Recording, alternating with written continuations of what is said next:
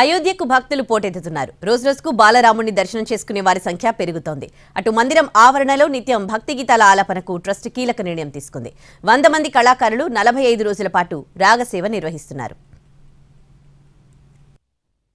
అయోధ్యకు పోటెత్తుతున్న భక్తులు రోజురోజుకు పెరుగుతూనే ఉన్న సంఖ్య. భక్తుల ఉల్లాసానికి రాగసేవ. అయోధ్య రామమందిరంలో ఈ మధ్య బాలరాముడి ప్రాణప్రతిష్ఠను అత్యంత వైభవంగా నిర్వహించారు. మరుసటి రోజు నుంచే భక్తులు స్వామిని దర్శించుకునేందుకు పోటెత్తుతున్నారు. దర్శనానికి గంటల తరబడి క్యూలైన్లలోనే నిలుచుంటున్నారు. ఆలయానికి వచ్చే వారికి ఉల్లాసం కల్పించే విధంగా శ్రీరామ జన్మభూమి తీర్థక్షేత్ర ట్రస్ట్ కీలక నిర్ణయం తీసుకుంది. ఆలయంలో శ్రీరాముడికి అంకితమిస్తూ 45 రోజుల పాటు భక్తి సంగీత ఉత్సవాన్ని నిర్వహించనున్నట్లు ట్రస్ట్ ప్రతినిధులు వెల్లడించారు. 100 మందికి పైగా కళాకారులు ఈ వేడుకలో పాల్గొని శ్రీరామ రాగసేవ అందించనున్నట్లు తెలిపారు. నేటి నుంచి ప్రారంభం కానున్న ఈ సంగీత కార్యక్రమం మార్చి 10 వరకు కొనసాగుతుందన్నారు. శాస్త్రీయ సంప్రదాయానికి అనుగుణంగా ఈ కార్యక్రమం నిర్వహిస్తారు. దేశంలోని వివిధ ప్రాంతాలు, కళా సంప్రదాయాలకు చెందిన 100 మందికి పైగా ప్రసిద్ధ కళాకారులు రాముడి పాదాల చెంత రాగసేవ అందిస్తారు.